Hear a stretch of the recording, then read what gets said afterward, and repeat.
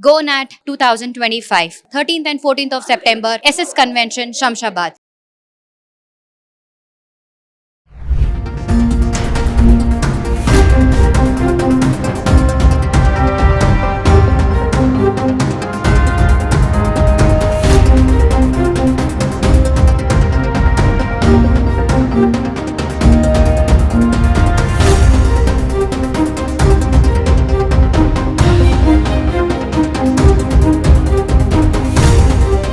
నమస్తే, welcome back to Suman TV. ప్రస్తుతం మనతో పాటు ఉన్నారు తోడు నీడ ఆర్గనైజేషన్ ఫౌండర్ రాజేశ్వరి మేడం.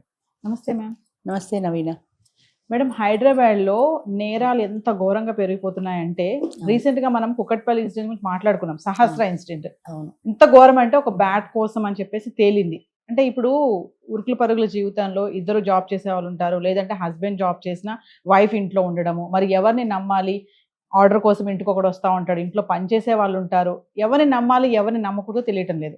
మరి ఇప్పుడు రీసెంట్గా అప్డేట్ చూసుకుంటే కుకట్పల్లిలో గేటెడ్ కమ్యూనిటీలో అతి దారుణంగా ఆవిడ్ని కొట్టి చంపేసి నగలు, బంగారము, డబ్బు ఎత్తుకెళ్ళిపోవడం మనం చూస్తున్నాం.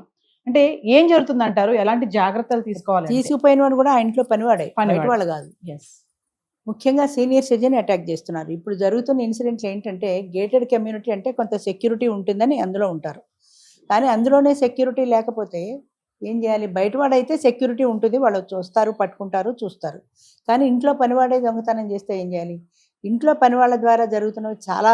మా దాంట్లో కూడా ఇలాంటి సంఘటనలు 2-3 జరిగాయి. అంటే హత్యలు కాకపోయినా దొంగతనాలు. ఇప్పుడు ఏమవుతుందంటే పోలీసులు ఎప్పుడు మొత్తుకుంటూ ఉంటారు, మీరు కొత్తగా ఒక వ్యక్తిని మీ ఇంట్లో పనిలో పెట్టుకున్నప్పుడు మాకు ఇన్ఫామ్ చేయండి, మీరు ఏదైనా ఊరెడితే 10 రోజులు మాకు ఇన్ఫామ్ చేయండి, మేము పెట్రోలింగ్ టైంలో కాస్త జాగ్రత్తగా చూస్తామని చెప్పరు. అసలు ఏంటంటే ఒక కొత్త వ్యక్తి మన ఇంట్లో పనికి ప్రవేశపెట్టుకున్నప్పుడు వాడి పూర్వాపరాలు మనం చూసుకోవాలి. వీళ్ళు ఎక్కడో జార్ఖండ్ నుంచి వచ్చారు, జార్ఖండ్ నుంచి వచ్చిన మంచి చెడ్డలు వీళ్ళకి ఎవరికి తెలియదు. అటువంటి వ్యక్తిని పెట్టుకోవడమే ప్రమాదం. ఒకవేళ పెట్టుకున్న ఆంధ్ర వాళ్ళు, తెలంగాణ వాళ్ళు, తెలుగు వాళ్ళను పెట్టుకున్నారు, వాడి పూర్వాపరాలు ఏంటి, వాడి ఫ్యామిలీ బ్యాక్గ్రౌండ్ ఏంటి, వాళ్ళ హిస్టరీ ఏంటి, ఏమీ తెలుసుకోకుండా మన ఇంట్లో పని చేస్తున్నారు కదా, బాగానే చేస్తున్నారు కదా అని పెట్టుకున్న తర్వాత వాళ్ళకు కూడా మొదటి నుంచి నేర ప్రవృత్తి ఉండకపోవచ్చు. జరుగుతున్నది ఏంటంటే ఇక్కడికి వచ్చిన తర్వాత ఈ హైఫై లైఫ్ చూసిన తర్వాత వాళ్ళకి ఆశ పుడుతుంది, మేము కూడా ఇలా ఉండాలి కదా, మా జీవితం కూడా ఇలా ఉండొచ్చు కదా, డబ్బులు ఉంటే మేము ఉందాం కదా, వాళ్ళకి మాకు తేడా ఏముంది, డబ్బులు ఉంటే నేను కూడా బతకచ్చు కదా, అంచేత నాకు డబ్బు కావాలి. ఆ డబ్బు నేను ఎలా సంపాదిస్తానంటే ఇలాంటి అడ్డదారుల్లోంచి సంపాదిస్తారు. ఇప్పుడు ఈవిడ ఉంది, ఆవిడ పేరు ఏదో ఉంది, ఆవిడ ఒక్కతే ఉంది, టైంకి కొడుకు భర్త లేరు ఇంట్లో. పనివాడు వచ్చాడు, తలుపు తీస్తుంది, పనివాడే కదా అని. ఇప్పుడు స్విగ్గీ, జొమాటోకి ఇస్తారు, వాళ్ళు తలుపు తీస్తారు. జొమాటో వాడిని వాడు సెక్యూరిటీ వాడు పంపిస్తాడు, తలుపు తీస్తారు. వాడు వచ్చి ఏం చేస్తాడో ఎవరికి తెలుసు. అయితే ఇప్పుడు ఇళ్లలో కూడా గేటెడ్ కమ్యూనిటీలో ఒక మన మిర్రర్ ఉంటుంది, ఏది డోర్కి, అందులోంచి చూడొచ్చు ఎవరు వచ్చారు అనేది చూడొచ్చు. నీకేమన్నా డౌట్ ఉంటే సెక్యూరిటీ వాడిని కూడా రమ్మని వాడితో పాటు. వాడు లోపలికి వచ్చినప్పుడు తేడా ఉంటే సెక్యూరిటీ వాడు ఉంటాడు, పట్టుకెళ్తాడు. అలాంటి ఏర్పాటు చేసుకోవాలి. 2 తప్పనిసరిగా పోలీసులకు ఇన్ఫామ్ చేయాలి. వీళ్ళ బ్యాక్గ్రౌండ్ హిస్టరీ తెలుసుకోవాలి.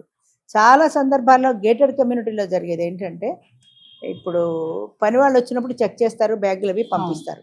అలాగే వెళ్ళేటప్పుడు కూడా పని వాళ్ళని బ్యాగులు చెక్ చేస్తారు, పంపిస్తారు. సో సెక్యూర్డ్గా ఉన్నారు, వచ్చినప్పుడు వెళ్తున్నారు, వెళ్ళేటప్పుడు చూస్తున్నారు, వాళ్ళ బ్యాగుల్లో ఏమీ లేవు అని తెలిసింది. కానీ డ్రైవర్లను చెక్ చేయరు. డ్రైవర్లు దర్జాగా మోటార్ సైకిల్ మీద వచ్చేస్తారు, వెళ్ళిపోతారు. వాడు ఏదో బ్యాగ్ తీసుకుంటాడు, పట్టుకెళ్ళిపోతారు. వాడు ఏం బ్యాగ్ పట్టుకెళ్తున్నావు అని కూడా అడగరు. వాడు అందులో ఏం పెట్టుకున్నాడో తెలియదు. ఇప్పుడు ఈవిడి కూడా అంతే కదా, ఆవిడ స్కూటర్ మీద బ్యాగ్ వేసుకుని వెళ్ళిపోయారు వాళ్ళు. మరి మీరు ఎందుకు చెక్ చేయలేదు? ఒక పని వాళ్ళైనా చేసేది, డ్రైవర్ని కూడా ఎందుకు చెక్ చేసి అలవాటు పెట్టుకోరు? చాలా వాటిల్లో మా దాంట్లో కూడా అంతే, డ్రైవర్లను చెక్ చేసి అలవాటు లేదు. మరొక విషయం మేడం, ఇలా ఇంకొకటి ఏంటంటే బాగా ఫ్రీడమ్ ఎక్కువైపోయి ఇప్పుడు లగ్జరియస్ లైఫ్లో పని వాళ్ళ ముందే వాళ్ళు పని చేసుకుంటున్నారు, వాళ్ళు ఏం పట్టించుకోవట్లేదు. వాళ్ళ ముందే వీళ్ళు ఫినాన్షియల్ మ్యాటర్స్ మాట్లాడుకోవడం, ఉన్న బంగారాన్ని తీసి సర్దుకోవడము, డబ్బులు తీసి సర్దడము వాళ్ళ ముందే వాళ్ళు గమనిస్తూ ఉంటారు. లాకర్, మా చుట్టాలింట్లోనే వాళ్ళ ఎదురుగుండానే వీళ్ళు లాకర్ తీస్తుంటే లాకర్ నెంబర్ వాళ్ళు ఈజీగా పట్టేశారు. వీళ్ళు బయటికి చెప్పేసి బయటికి పోతుంటారు కదా, బయటికి వెళ్ళినప్పుడు శుభ్రంగా లాకర్లోంచి తీసేసుకున్నారు. కట్టలు నోట్లుంటే వాళ్ళు తెలివిగా కట్టలు తీసుకోవాలా, కట్టలోంచి కొన్ని నోట్లు తీసుకున్నారు మధ్యలోంచి.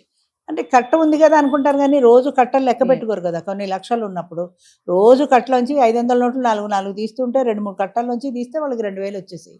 శుభ్రంగా బ్యూటీ పార్లర్కి వెళ్ళడం, చీరలు, నగలు, జల్సా చేస్తున్నారు వాళ్ళు.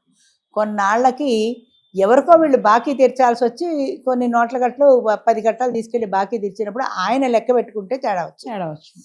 ఆయన వీళ్ళకి ఫోన్ చేసి చెప్పాడు, మీ మీద నమ్మకం ఉంది, మీరు కట్ట ఇచ్చారు కరెక్టే, కానీ కట్టల్లో డబ్బులు తగ్గుతున్నాయి, ఒకసారి చెక్ చేసుకోండి అని. అప్పుడు వీళ్ళు నిఘా పెడితే పనివాళ్ళు తీస్తున్నారని తెలిసింది. సో అందరు పనివాళ్ళు చెడ్డవాళ్ళని నేను అంటలా, కానీ ఈజీ మనీ, ఈజీగా మనకి డబ్బులు వచ్చే మార్గం కావాలి అని ఒకటి.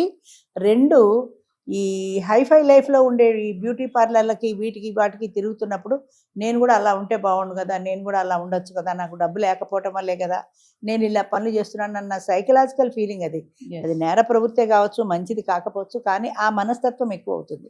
ముఖ్యంగా ఈ యూట్యూబ్ ఛానల్స్ వీటిలో చూస్తూ ఉంటారు ఇలాంటి నేర ప్రవృత్తి ఉన్న వాళ్ళు. వాళ్ళకి ఎక్కడో ఇందులోనే చూశాను, నేపాల్ నుంచి వచ్చిన వాళ్ళు పనిలో పెట్టుకుంటే వాడు కొన్నాళ్ళు పని చేసి వాడు చుట్టాలని కూడా ఇంకో ఇద్దరిని తీసుకొచ్చి ఇంట్లో పెట్టాడు.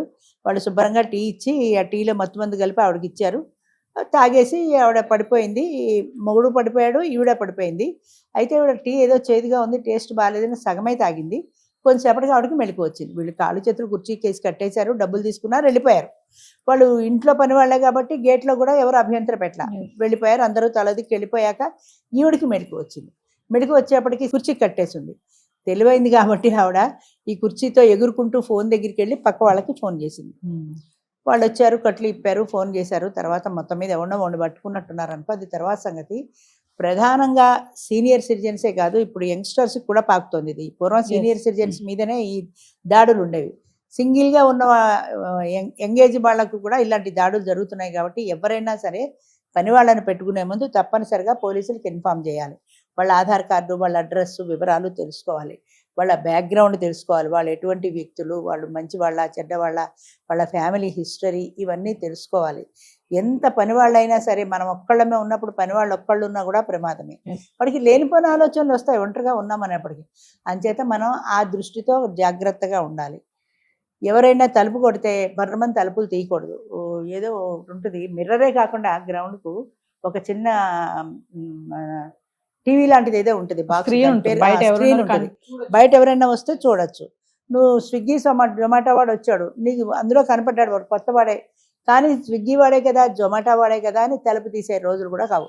సెక్యూరిటీ గార్డ్ని పిలిచి వాడి సమక్షంలో నీ ఐటెం తీసుకో, తలుపేసుకో.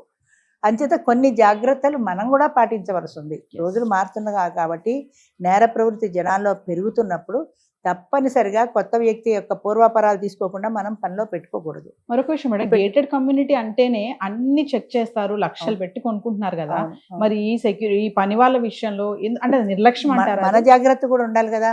పని వాళ్ళు నీ ఇంటికి వచ్చే పని వాళ్ళకి నువ్వే పర్మిషన్ ఇచ్చావు రావడానికి, అమ్మాయిని లోపల పంపించండి, ఆ డ్రైవర్ని లోపల పంపించండి, కాబట్టి వాళ్ళు వచ్చారు. అందులో సెక్యూరిటీ ఫాల్ట్ లేదు కదా. సెక్యూరిటీ ఎంతవరకు పరాయి వాళ్ళు రాకుండా చూడడం వరకు. పరాయి వాళ్ళు ఎవరైనా వస్తే నీకు ఫోన్ చేస్తారు, పలానా వారు వచ్చారు పంపించమంటారా అని. నీకు డౌట్ అయితే పంపించొద్దని చెప్పు, నీకు తెలిసిన వాళ్ళే అయితే పంపించమను. నీకు ఇంకా స్విగ్గీ జొమాటో లాంటి వాళ్ళు ఎవరైనా ఉంటే సెక్యూరిటీ గార్డ్ని కూడా రమ్మని చెప్పు. అంచేత కొన్ని జాగ్రత్తలు మనం కూడా తీసుకోవాలి, కేవలం మేనేజ్మెంట్ ఒక్కటే చూసుకోలేదు. పని వాళ్ళైనా సరే వచ్చేటప్పుడు వెళ్ళేటప్పుడు కూడా వాళ్ళు చెక్ చేయడం అలవాటు చేసుకోవాలి.